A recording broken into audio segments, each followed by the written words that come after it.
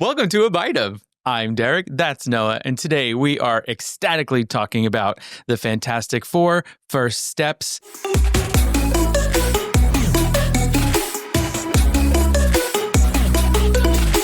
Oh, man. Okay.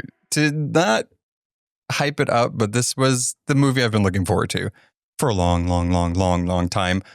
Before we get into everything, it's going to be a spoiler-filled review. We're going to discuss the movie.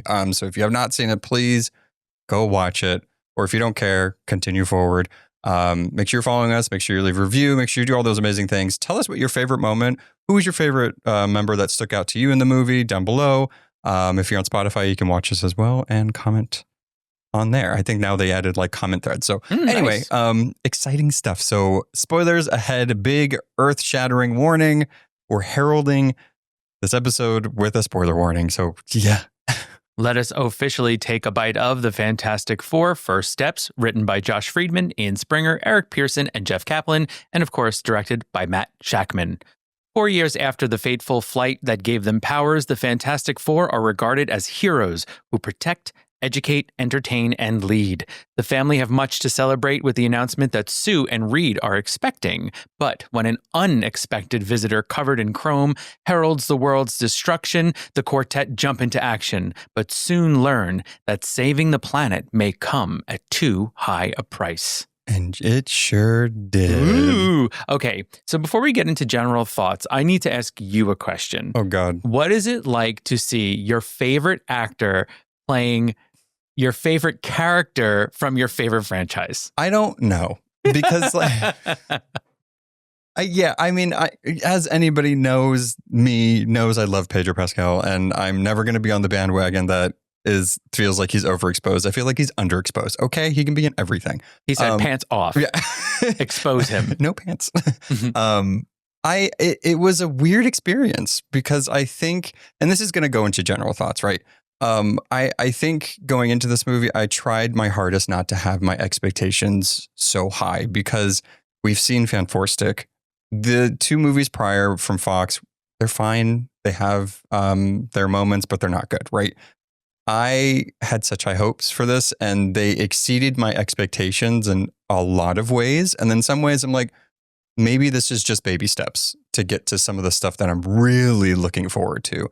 But it was an emotional experience, I would say. I left the theater, I think, kind of speechless almost. I was carrying this Galactus head out, and I was just like, that happened. We live in a world now where Fantastic Four was done right. And I don't know, I'm just happy about it. Yeah. It was delightful to watch you experience that. I think me, on the other hand, I hated it. No, I'm kidding. Me, on the other hand, I went in with and everything. I went in with no expectations, just kind of seeing what it would become. And I thoroughly enjoyed it. I think that the style of it looked fantastic. I thought that the themes were really great.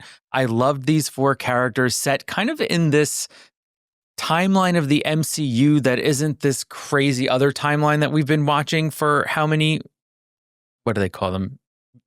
Cycles? Seasons? Movies? No. Oh, phases. Phases. There you go. We're 37 movies in to the MCU and you didn't know phases. I don't know. It's too much. It's too much. So I felt like it was a breath of fresh air as far as Marvel is concerned.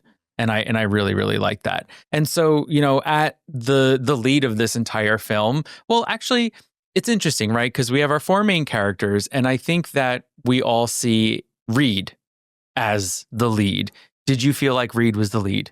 Yeah, but also no. I think he co-parented the lead a little bit with Sue for sure, and I really liked the characterizations that they went with for these characters, because where the movie picks up is we don't get an origin. I love that. It's a really interesting feeling having a Superman movie that did this and a Fantastic Four movie. We've gotten iterations of these characters before. This is like the fourth attempt that Marvel has, or just anybody has tried to do the Fantastic Four.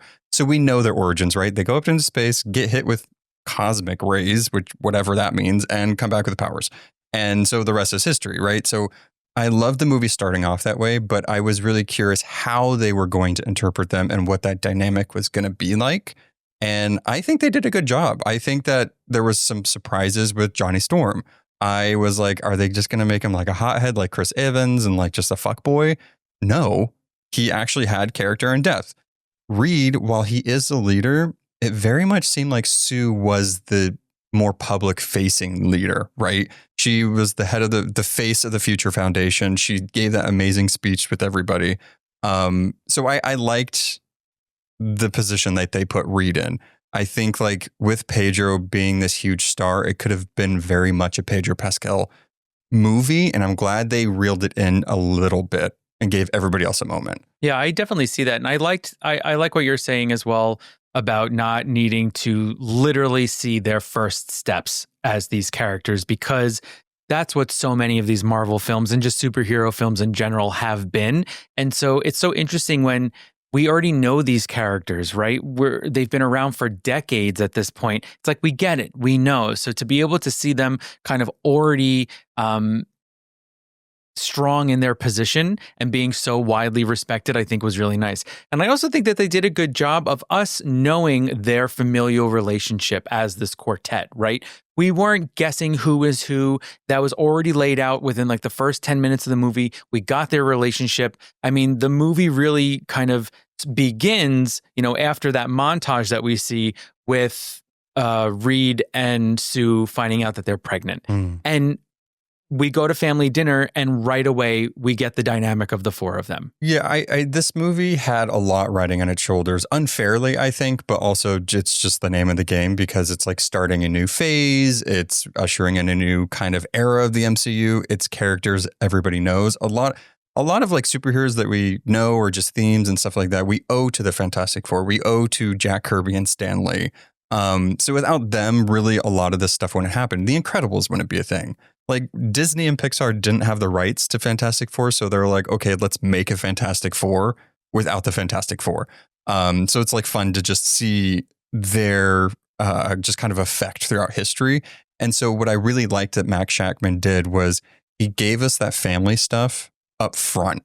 And he was like, just so you know, they're all going to be like, it's all about this family chemistry and dynamic. And the opening scene being Reed not knowing where the yellow iodine is such a relationship thing. There's one person that always knows where everything is, and the other person just is like, I know it's here because the other person put it there, but I'm just going to keep trying to find it. Listeners/watchers, out of the two of us, our relationship, who do you think knows where the iodine is? Comment below.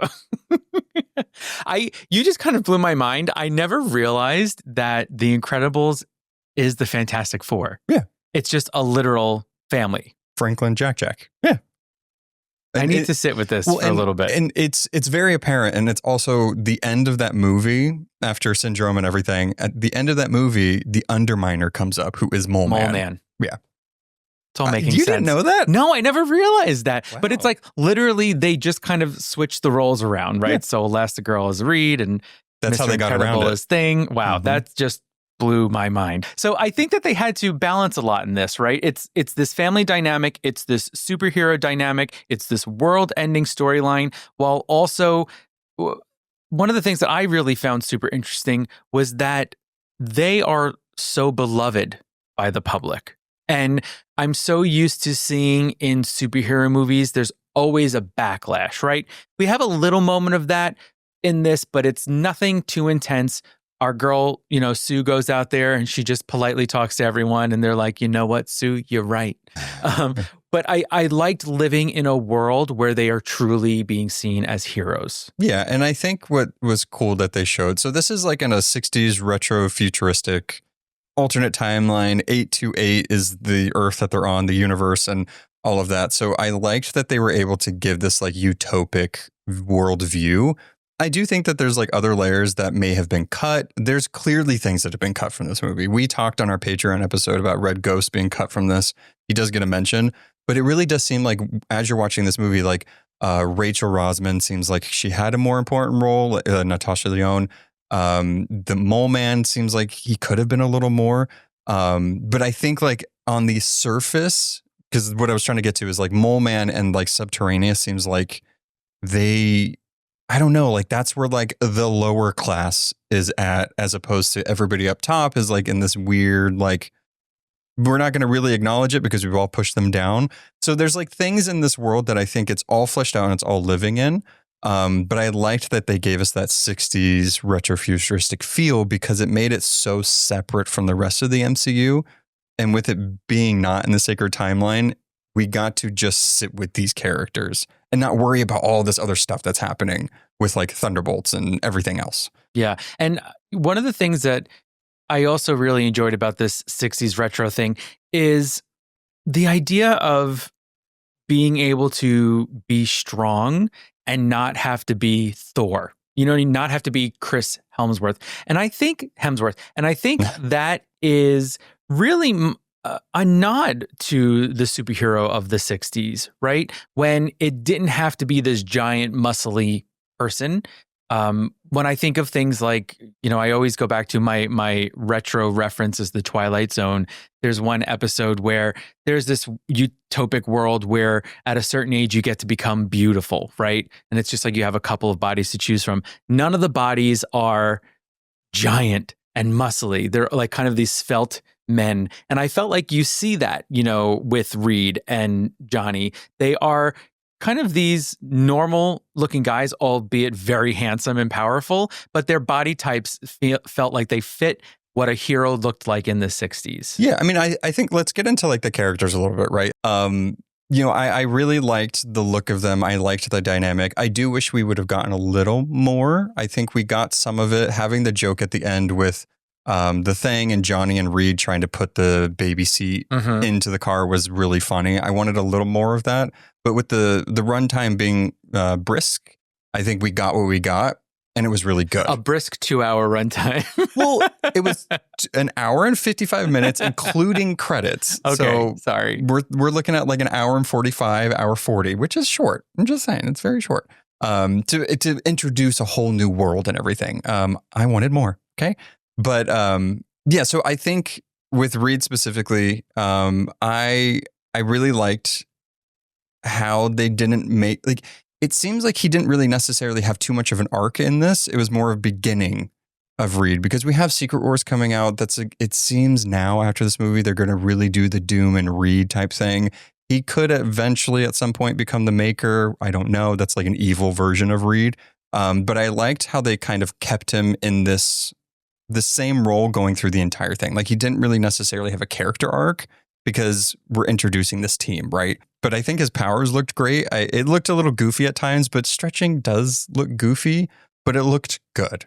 Yeah, I thought it looked really good too. I mean, anytime he used his stretching powers, I was really excited. And I think that they did a good job of not overusing the stretching powers, right? There were certain times where he reached across the room or reached across the ship, and that felt like, okay, that's fun, right? But he didn't do it for every time he reached for something. Yeah, it's like interesting. It's like I liked what we got, and I'm like, for the movie, it wasn't so action forward, so it made sense that like some of the heroes showed their powers a little more.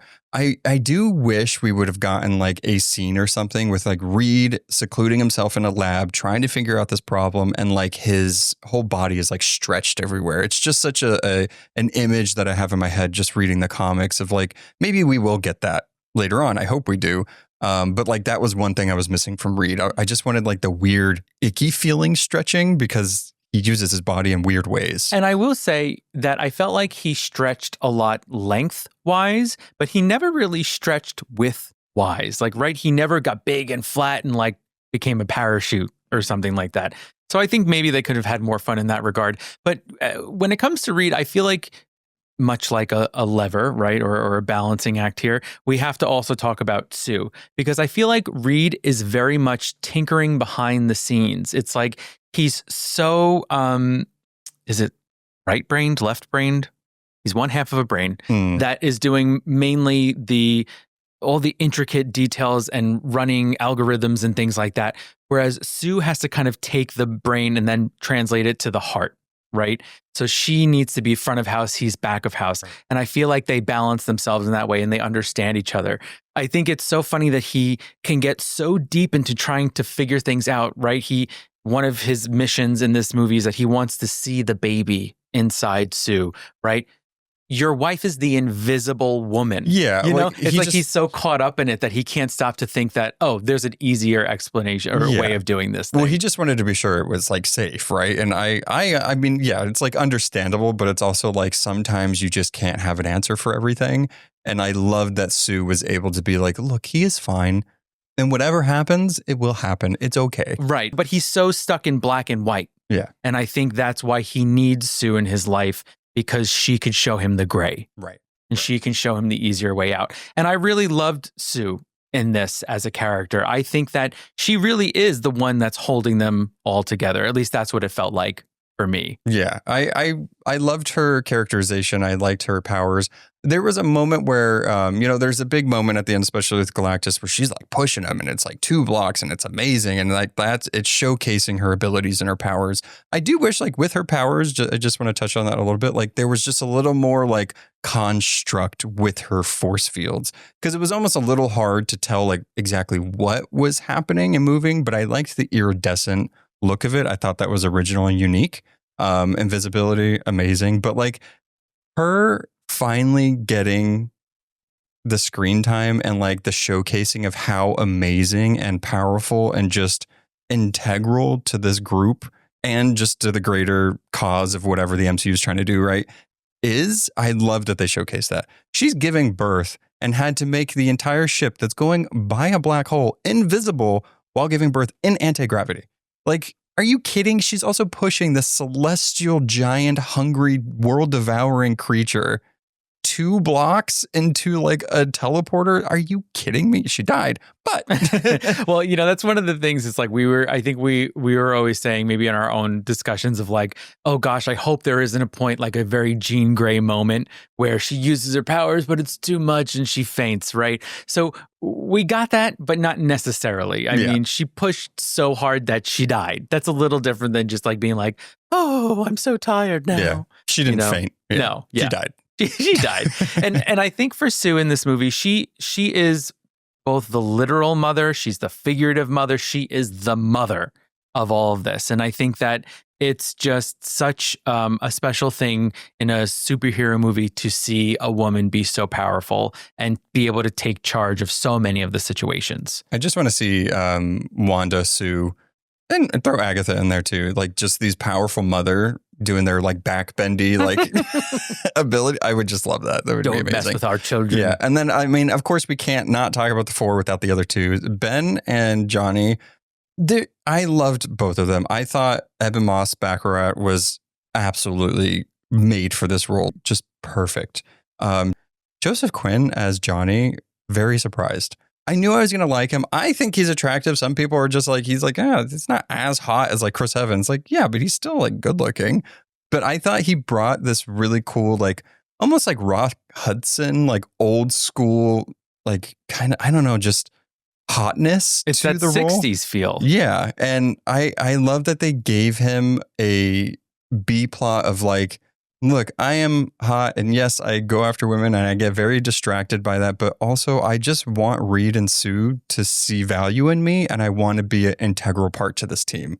The thing, I was disappointed in that it did feel like some of his stuff either got cut or like, I wasn't too sure about the Rachel Rosman stuff. Like it was fine because it's like, oh yeah, he's like affectionate towards this woman and he's like has feelings towards her, but like that didn't go anywhere. So I'm almost curious if like some of that stuff got cut. Other than that, I thought it was great. Yeah, I really loved. I thought Johnny had a stronger role in this movie than Ben did personally, and I think it comes to those B-plot things, right? Johnny's B-plot was very important to them figuring out how to get Silver Surfer on their side, whereas Ben's thing was just this kind of random flirtation. I almost wish we had a moment where Ben went back to the school and brought cookies, right? Just to show like, oh, there's the button on that, right? So he saw that it was flirtatious and now he's going to act on it. Like we didn't really have to see them go on a date. We didn't have to see them fall in love, but just give me that moment of him realizing that he's more than just the thing. He could also still live a life where he could fall in love. As well. I'm also just curious of like why Rachel and not like Alicia Masters, which is, I love Natasha Lyonne. I think they're great, very underutilized in this movie, but it's an interesting, why choice. But I guess they had to give him like something else to do to make it seem like he's a living, breathing character in this world outside of the family, which I do appreciate that they attempted to do that. If I had to rank the 4, can we do that real quick? Sure. Just like, what are we ranking them on? Just your ability. Okay. Yeah, not powers, because Sue would be top. Like, that's not fair. Just like who you liked, who you thought was like what worked for you in the movie.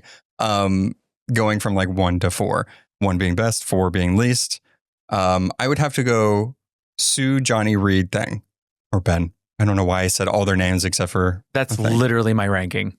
And I thought you were going to be so surprised that I put Reed under Johnny. No, and I feel like, I mean, they're all very close. It's just really like how they were utilized in the movie. I think it's the dimensions they were given. Right. I think that is really the level of dimensions because, like you were saying earlier, Reed didn't really have an arc in this. He was just kind of nervous about stuff and figuring stuff out. Yeah. Like I think they did such an amazing job at Pedro bringing this to life, the writers, everything like that. There was just some things that like make Reed that weren't present. And I get that it's like story-wise, right? And this is the beginning. We're getting like baby steps towards like these characters being integrated into everything else. But there was just those moments where I was like, okay. Like, I get that Reed is smart. I need to see how smart. I need to see some of those things because almost everything that was figured out, granted, it was great that his family helped him figure it out, but he didn't come up with some of that stuff. There was no like, he's so engrossed into his own brain and figuring out a problem that he creates his own problems. So there was none of that, but I get that it's story-wise. So he would have been higher if I just got some of those little tiny Reed things that I have grown to very much love with the character. I was very curious because you know how in some movies when there's math, they actually bring someone that's a mathematician in to figure out the equations to make it all make sense. When he figured out that they only had 37 seconds to get Galactus into that portal, he like wrote one equation. And I was like, is that real? To him it is. I was like, what's the validity of that? So any mathematicians out there who listen to the pod, please let us know. I mean, he said it with confidence and I believed him. Yeah. So when he wrote 37 seconds, in my head, I went, oh my God, only 37 seconds. It's because that's impossible. It's because it's such a specific number. Well, I loved it. It made me nervous as a viewer of that's not a big window of time. Yeah. And I like that mirrors in the beginning, when he's looking for that iodine, Sue is on the toilet, basically waiting for the 12 seconds to go by for the pregnancy test. So it's like, he says something like, that's a very specific time. And then he gives them a very specific time later on. I just mirrored Reed. Oh, I feel so special. Didn't even realize it. Okay, so characters, right? We got those out of the way. Let's talk about kind of just the broader story, right? Let's talk about just some of the themes that they put out here. Let's talk about Galactus and Silver Surfer. How did you feel about Franklin kind of being the central point to this movie? I thought it was interesting. I always sometimes see, especially in long-standing shows and movies, when they throw a kid into it, it always feels like almost like a Hail Mary to just throw something new in there to save a plot. I mean, Full House, Sailor Moon, like those are always my examples of like there's just kids for some reason. You don't like Chippy Moon? Anyway, go on. Okay, let's not start that. So that always kind of makes me feel a little odd, but I think in this movie, because he is literally introduced from the beginning, it really does revolve around him. So I thought that it all made sense. Going forward, it's very interesting to see what Franklin will be, right? What will he become? Because Galactus was willing to not eat an entire planet as long as he could have Franklin. He says that. I don't know if I believe him. You think he'd still snack? I think he would. Still do a little snack. I mean, who does he answer to? I think the cool thing about Galactus and involving Franklin, which I was honestly surprised. There's a storyline. I can't remember the writers off the top of my head, but there's like an Earth X, and this entire storyline. It turns out that Franklin is Galactus. Like that's one of the big reveals of that storyline. And it was really interesting that they kind of took from that and put it into this movie because this whole thing is like he would be the successor I could finally stop this hunger and he could be the successor. And that's kind of why he wants Franklin, which I thought was really interesting for him to do. In the comics, Franklin and Galactus have an interesting relationship. Like sometimes he'll go off to Galactus and talk to him because they're both these beings and kind of just forces of nature. Like Galactus, I believe is the director maybe, kind of put it perfectly. And he said like Galactus is like a force of nature. He's like a hurricane. Like he's a villain, but it's like you don't vilify the hurricane, right? It's just like it's a thing that happens. So I thought that was really interesting that they made that comparison. And having Franklin, who we know from in the comics, is just he can do anything. He can create galaxies. He can create anything. He literally.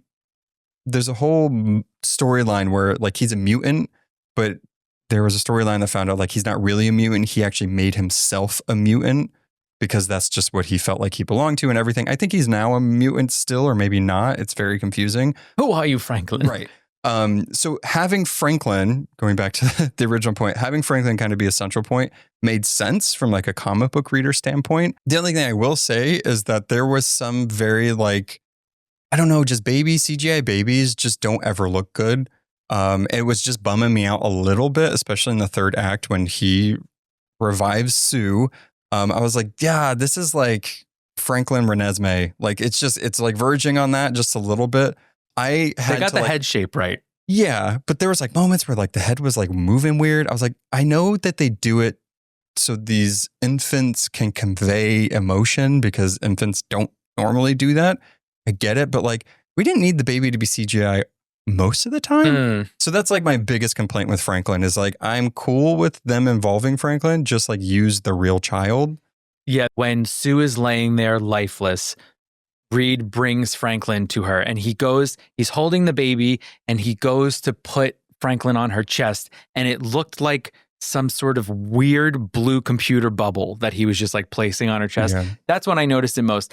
In a lot of the facial expression things, I was willing to let that go. I'm like, okay, it's a baby. Like you said, they can't convey emotions, but that handling the baby, that was something. It was interesting to see like the baby look worse than the giant rock man.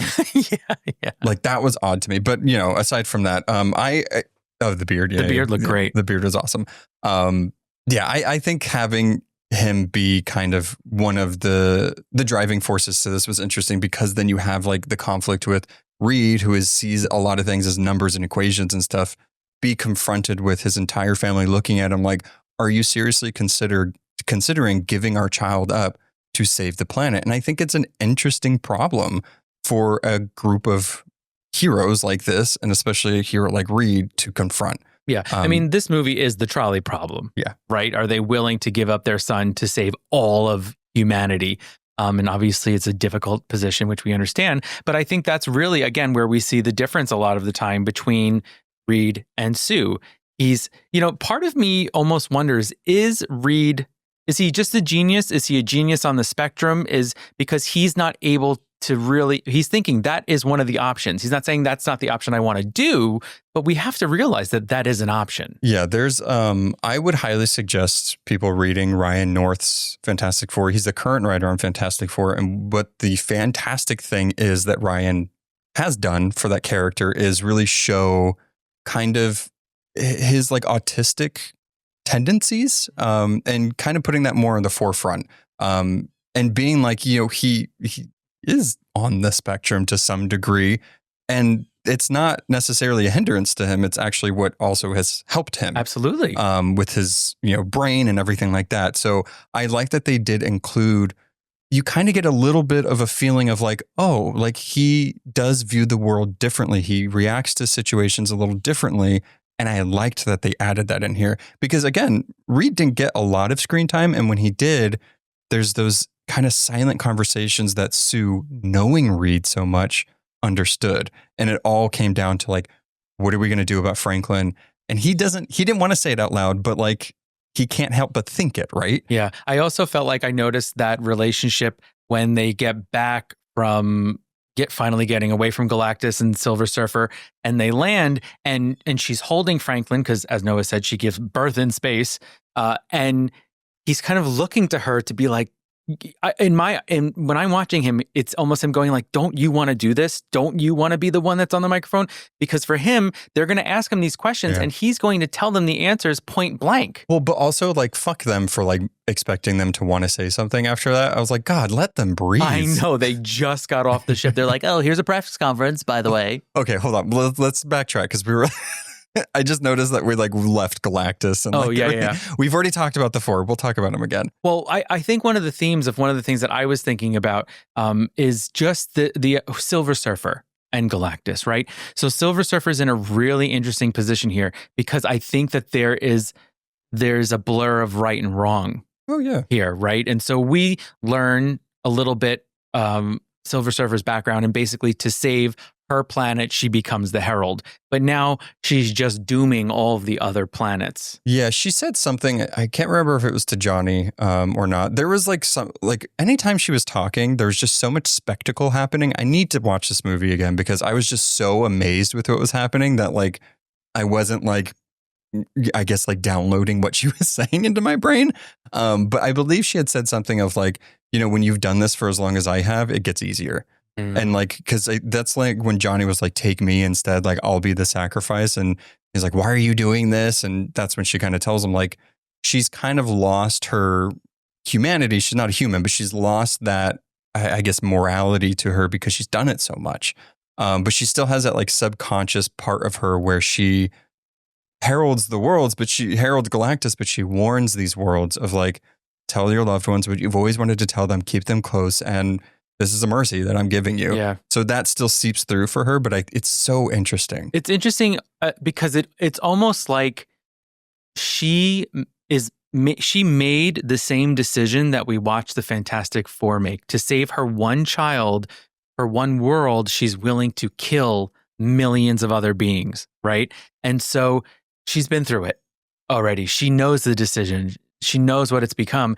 And I really thought Garner, I thought that she did it very tenderly, handled everything very carefully, really having that almost that backstory, that sadness, that numbness that comes with everything that she's done. And I really love that portrayal. Also, not to mention the surfing was awesome. I just want to say that like I have put this on social media already, but like I cannot stop thinking about their first, face to face with Galactus, and that entire sequence leading up to them getting back to Earth was probably the best thing that has ever happened in a Marvel movie. It is so incredibly well done. There's like an interesting love letter to like Interstellar in there. The chase sequence is absolutely amazing, but seeing Shallabal surf on the lava, I guess it was, yes, surf in space, but surfing on lava, I'm like, it is a surfboard. It is a surfboard.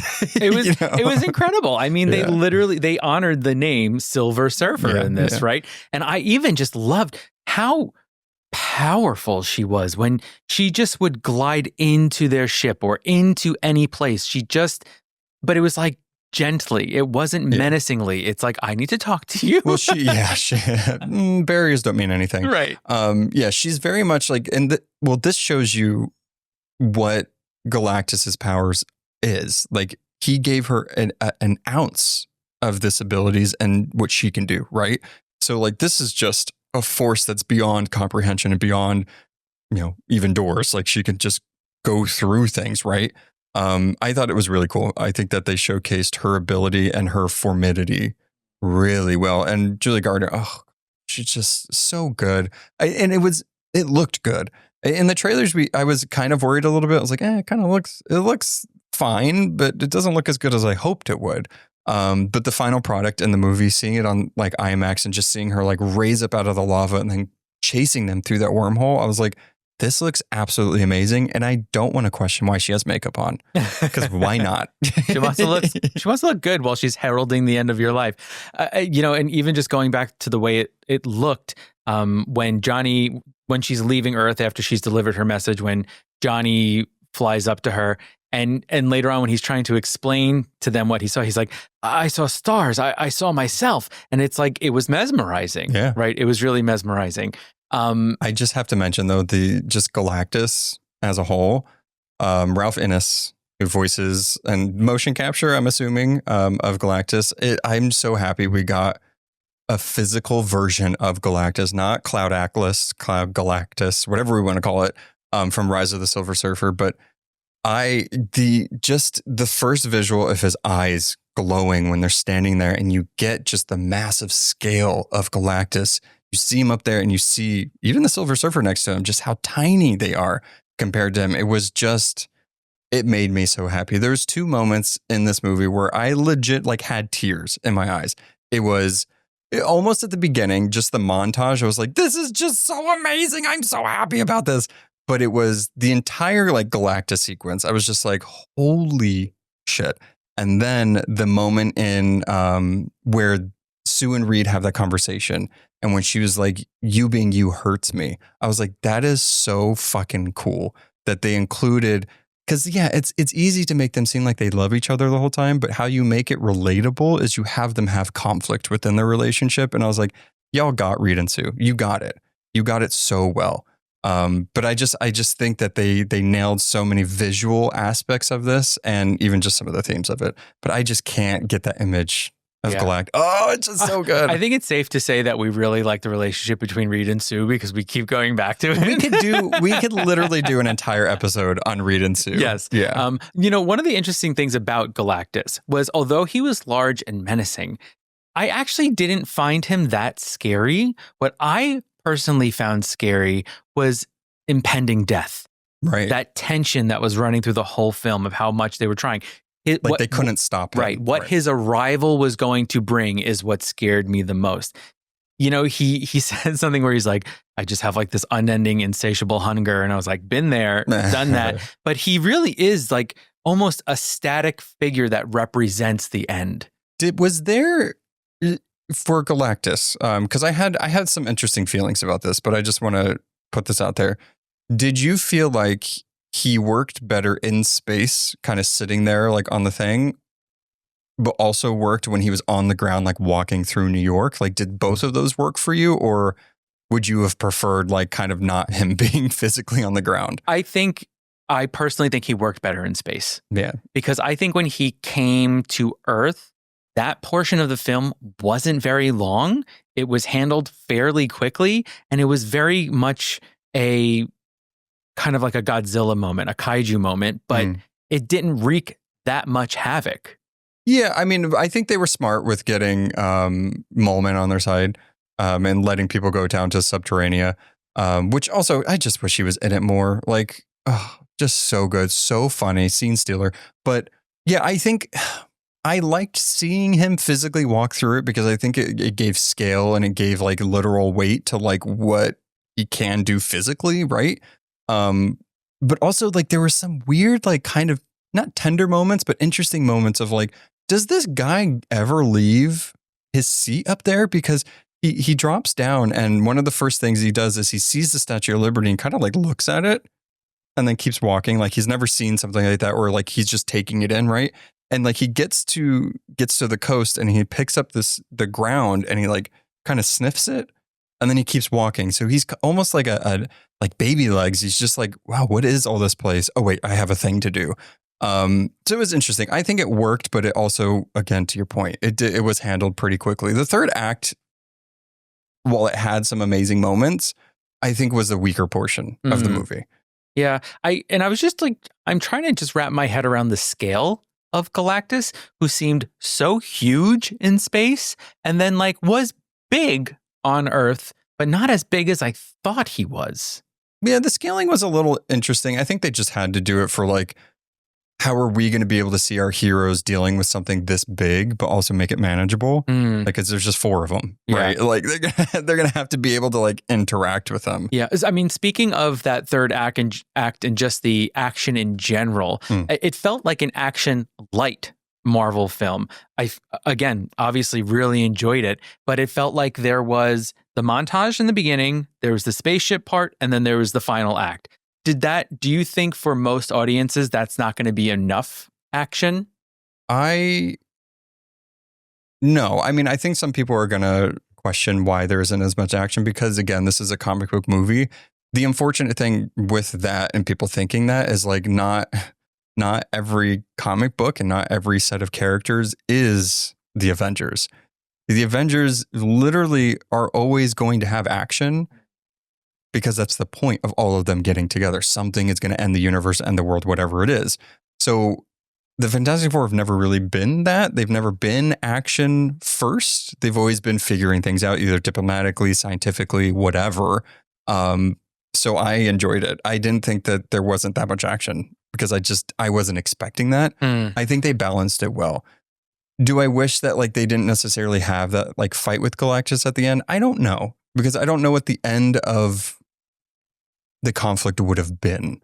But I think they had to add something like that in there. It's kind of one of those things. It's like, oh, of course it ends with like a CGI fight, you know? I think we needed that though, personally. Not that I'm saying that it lacked action, but we needed that big final. Oh, yeah. I was just surprised that like that was what it led up to. And then it was handled relatively quickly. But I can't deny like that scene, Sue stole the show with pushing Galactus. And then also with Silver Surfer coming in and pushing Johnny out of the way. Amazing. Yeah. Great. Fantastic. I do think we will see them again, though. I hope so, because they didn't necessarily kill them or destroy them. They just sent them somewhere. Well, you can't. I'm assuming this is inferred, but you can't. You shouldn't kill Galactus because he's part of an integral balance of the universe. You can't kill him. So like he has to be around. He has to do what he does. But like the whole thing is like trying to evade him or trying to persuade him or whatever. Is there ever a time where Galactus is like more level-headed about it? Depends on the writer. Yeah. I mean, a lot of times he's like kind of like left the world alone because he gets thwarted every time and stuff like that. But yeah, it depends. Most of the time he's like this. He got that one little sniff of Earth and now he's got the taste. Mm-hmm. He needs wants more Franklin. of it. Yeah. He wants Franklin. Yeah. Yeah. So, I mean, I think antagonist wise, I think they did such a good job. Okay, so kind of wrapping it up, right? There's so much we could talk about, right? I am so surprised that Earth 828 still exists. I am so surprised because now I have no idea how the Fantastic Four are going to get to our timeline we've been in. Because I think myself and quite a few people, we've mentioned this on the podcast before, I think we all assumed that like that world would die, and that's how our Fantastic Four come into Secret Wars or in Doomsday, right? So now seeing that like the Earth still is around, how does it connect to the end credit scene on Thunderbolts where they see the Fantastic Four ship coming towards Earth? So it's very interesting. Like that doesn't connect, and I'm curious of why they made that choice. And, you know, again, huge spoilers. The after credit scene, one of them is that Dr. Doom appears in the Fantastic Four's living room, right? With an older Franklin. I think it's 4 years later. Yes. And so I think we're led to believe that that's the Robert Downey Jr. Dr. Doom. I don't think it's actually Robert Downey Jr., hence why we didn't like see his face. Right, but it's representing him. No, yeah. Yeah. Maybe. Yeah. That's what I'm wondering. Yeah. Is it another how many Dr. Dooms will there be in Doomsday? No. I mean, is that a thing? Multiple Dooms? Well, I don't know. Well, I mean, we're dealing with the multiverse, right? Who's to say that this Doom is from their Earth or from another Earth? Why does he want Franklin? How does he know about Franklin? Because he's popular. Right. Well, the 4-year jump is interesting. I think like they want to age up this kid, which is fine. But it does seem like that we're not getting Valeria. Like it's just going to, like Franklin's just going to be the kid, at least for a while. So that's going to be interesting to see that like it's just going to be. Does she have powers? Nope. She's just insanely smart.